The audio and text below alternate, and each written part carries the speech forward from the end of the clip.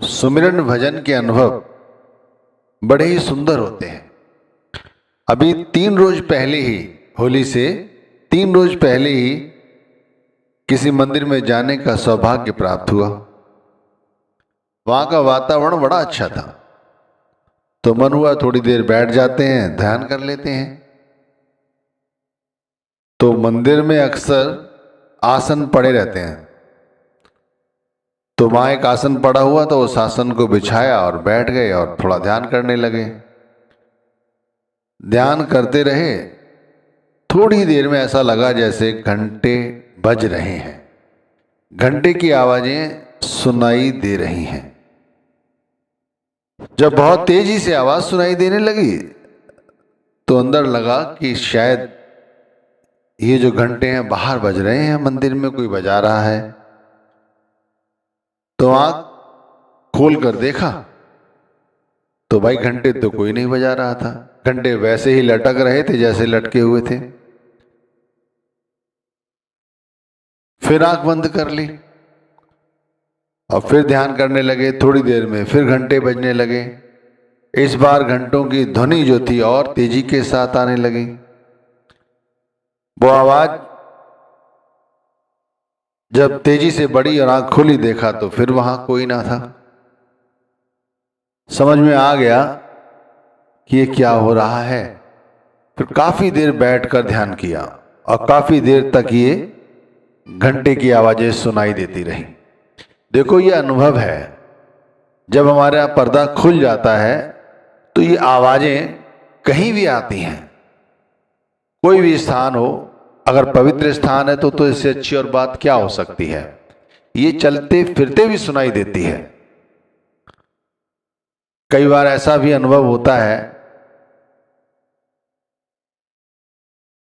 कि किसी रिश्तेदारी में ही गए हुए हैं, खूब अच्छा, वहां पर खूब अच्छा माहौल है, लोग हंस रहे हैं, बोल रहे हैं, खुशी का माहौल है, और यकायक कानों में बहुत तेजी से आवाजें ऐसी आने लगती हैं कि व्यक्ति डर जाता है।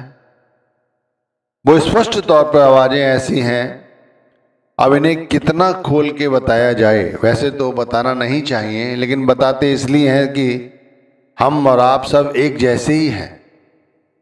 अगर ये पर्दा खुल जाता है तो फिर ये सुख दुख ये अपने आप हमसे दूर होते चले जाते हैं, हम पर इनका कोई असर नहीं होता।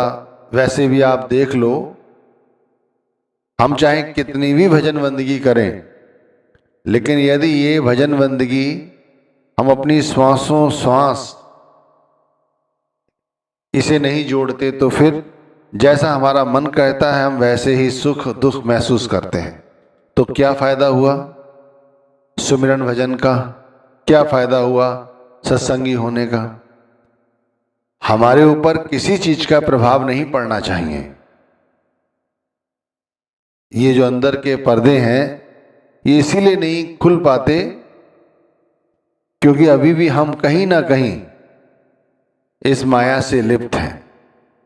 यदि हमें नाम की भजन बंदगी के अलावा या नाम की भजन बंदगी ही हमारे जीवन का अभी तक उद्देश्य नहीं है, या ये नाम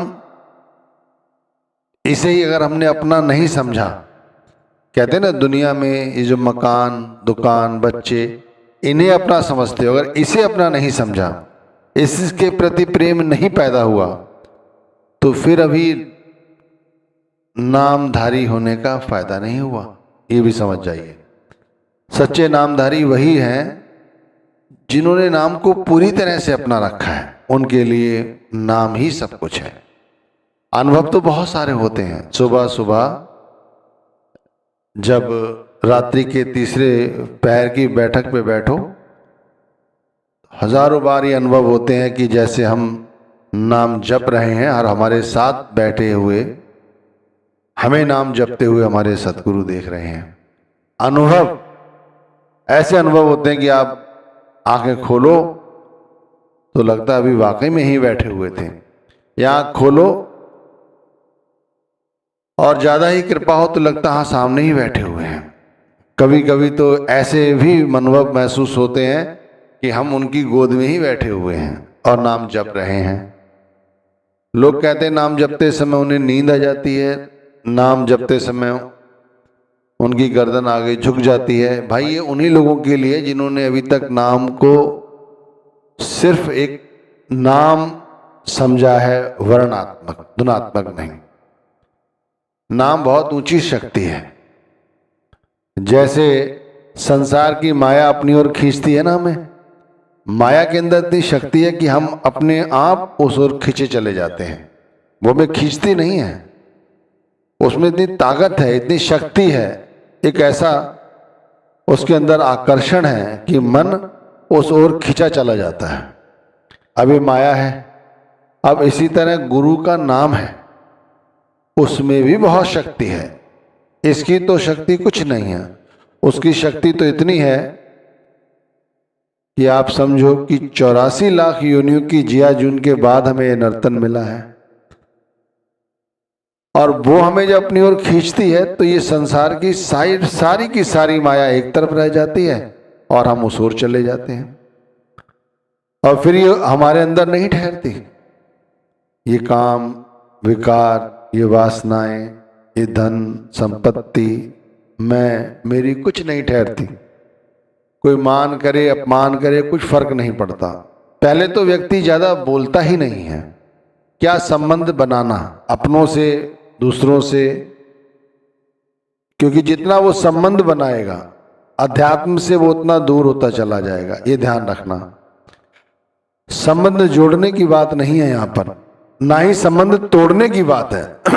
जहां हो वहीं से वो रास्ता देखो, जहां से वो रास्ता जो हमारे गुरु की ओर जाता है। संतों महात्माओं ने हर तरफ यही समझाया है। अगर नामदान मिले हुए काफी अरसा हो गया है और कोई अनुभव ही नहीं हुए, जैसे मैंने बताया अभी 3 रोज पहले की बात, और भी बहुत सारे अनुभव हैं। जैसे मैंने बताया रात्रि के तीसरे पहर ऐसा लगता है जब भी सुमिरन करने बैठते हैं, संग बैठे हुए हैं, सदगुरु नाम हम जप रहे हैं, वो हमें देख रहे हैं। इतना मनमोहक होता होगा ये दृश्य। सोच के देखो, अनुभव करो। आप खुद कर सकते हो, लेकिन प्रेम के साथ करो, विश्वास के साथ करो। ऐसा होता है। और बहुत सारे अनुभव हैं, इन्हें साझा नहीं कर सकते ज्यादा और विस्तार से, लेकिन इतना जरूर कहना चाहता हूं कि देखो, कोई कहे कि मरने के बाद तुम्हें परमात्मा की प्राप्ति होगी, तो वो बात कुछ अटपटी सी है। क्योंकि मरने के बाद किसने क्या देखा पता नहीं, लेकिन जीते जी यदि हम ये सब अनुभव करें तब हमारा मन अपने आप विषय वासनाओं से दूर होता चला जाता है। फिर जैसे कहते ना कि परिवार में रहने के बावजूद भी परिवार के साथ कोई संबंध नहीं रहता, वैसे यदि करोगे जबरदस्ती तो सर पर बोझ सा रहे। हर चीज में मनाही, हर चीज में ना करने की आदत नहीं। मन को इतना रोकने टोकने की जरूरत नहीं है। मन अपने आप स्वतः ही गुरु भक्ति में लगा रहता है। गुरु की मूरत अपने आप मन में समाई रहती है। ऐसा नहीं है व्यक्ति घर परिवार के काम नहीं करता, सारे काम करते हैं भाई। घर परिवार के सारे काम करते हैं। एक पल के लिए भी ऐसा महसूस नहीं